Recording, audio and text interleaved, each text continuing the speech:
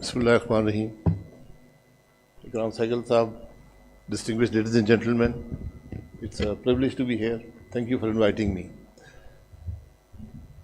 I cannot claim to have read all of your books, but I've been reading your articles as they came over the last more than 30 years.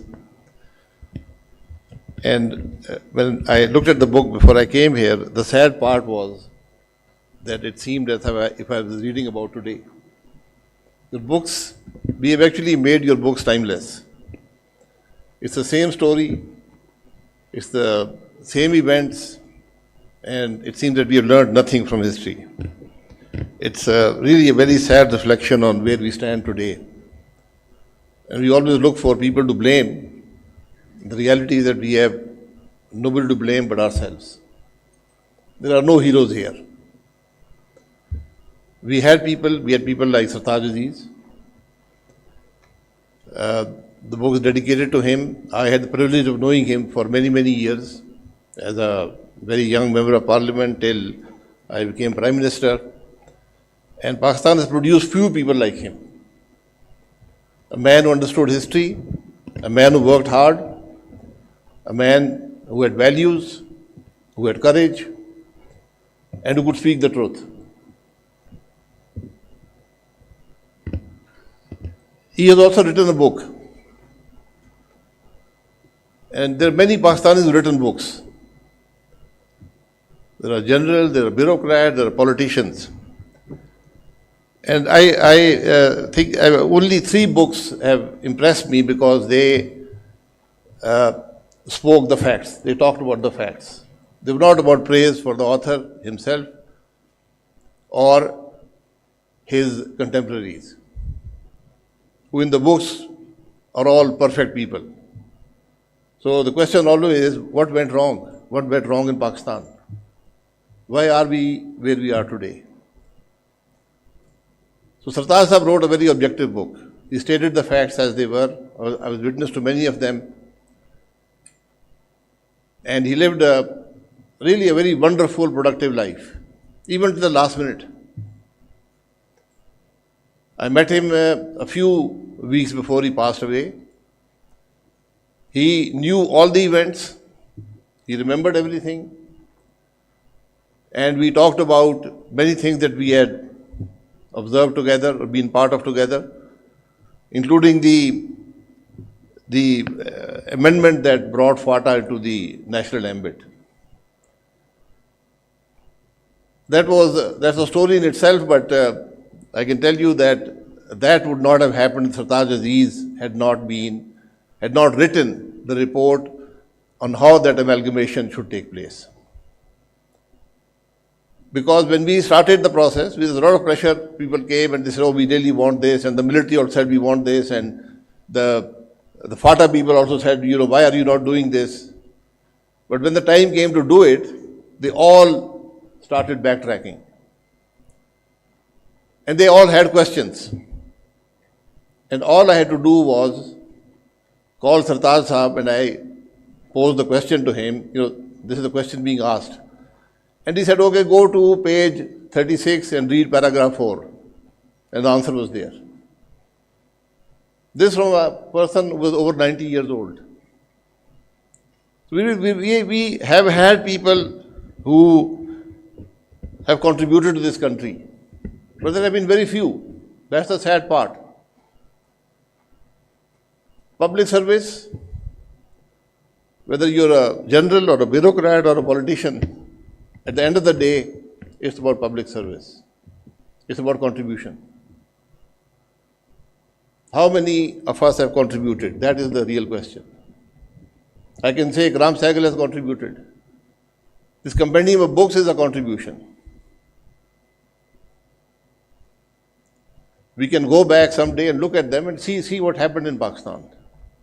But it's really a very repetitive story. I'm from the generation which transitioned from Ikram Sahab, the General Ali Kuli's generation. And we've seen these events repeat themselves over and over again. So Air Marshal Sahab, Masood Sahab talked about the Holy Grail. Fortunately or unfortunately, the Holy Grail is here. It's called the Constitution. Please read it. Please abide by it. People ask me, what is the problem with the country? I said, it's very simple. Read the Constitution. It's one of the few constitutions in the world with the oaths also are part of the Constitution. The oath that the politicians take, that the bureaucrats take, that the judges take, that the military officers take. The problem is, all of them violate that oath every day. That is the problem. We happily rig elections. And we happily accept that rigging. Very graciously we accept that rigging. I've been part of every election since 1985. Except the 85 election, they've all been rigged to some extent or the other. Or the events that led to the election were also unconstitutional or undemocratic. I had the sad privilege of being a 32-year-old member of parliament whom the president of the country passed a paper and said, sign this, my resignation from the parliament.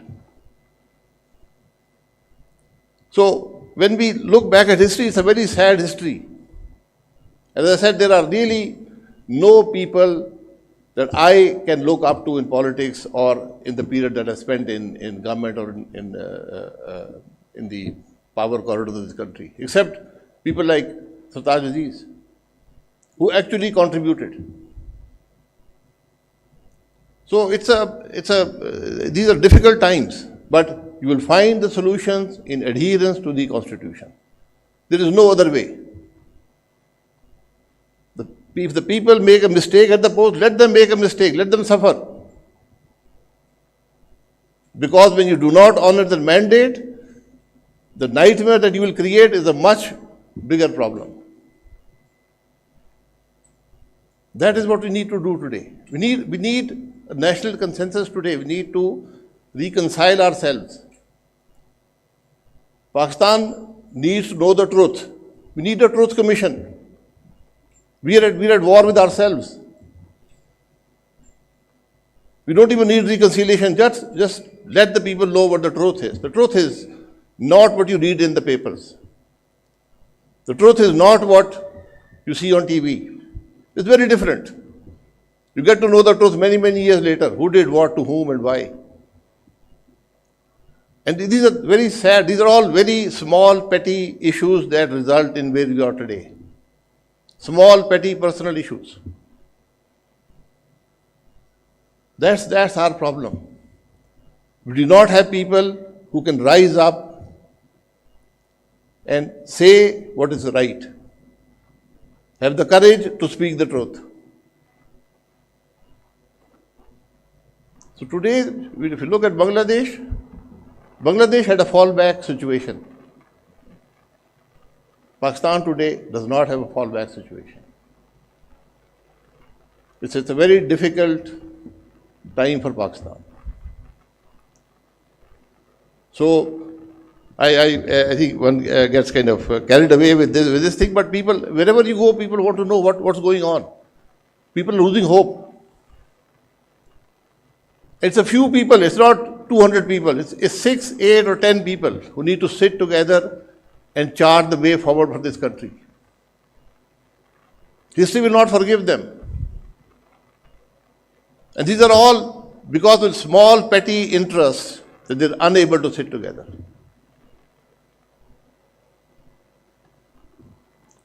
Let me come back to Ikram Sehgal Sahab.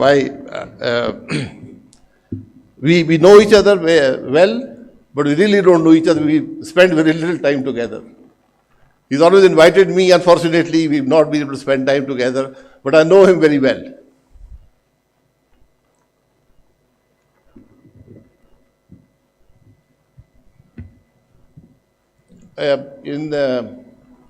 what year was that? Davos?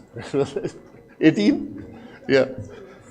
In 18, he invited me to his annual event, which is the breakfast at Davos.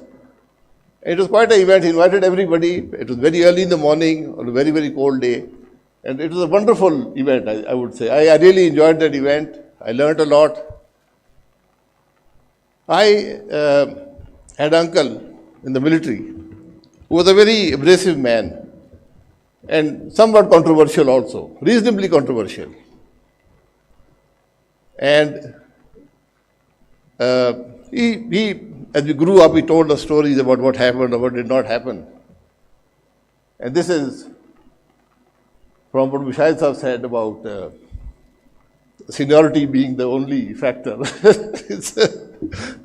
So, Brother Mahmood Sahab will know him. So, he said he was a young officer and they were sitting in the bar having a beer